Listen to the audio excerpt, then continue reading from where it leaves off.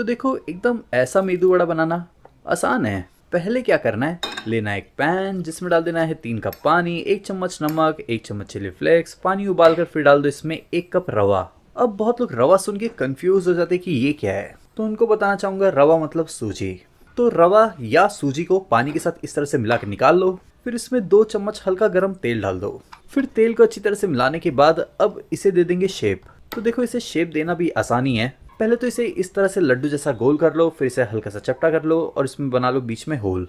1-2 बार practice करोगे ना आसानी से हो जाएगा। फिर इसे शेप देने के बाद डाल दो गर्मा गर्म तेल में। गैस का फ्लेम तेजी रखना, बीच बीच में अलटते पलटते रहना, और जब इसका कलर कुछ ऐसा हो जाए तब ना इसे निकाल लो। तो ऐसे ही सभी मेदू वड़े को फ्राई करके निकाल लेना। और अगर ये वाली नारियल की चटनी की रेसिपी चाहिए तो कमेंट में हाँ लिख देना।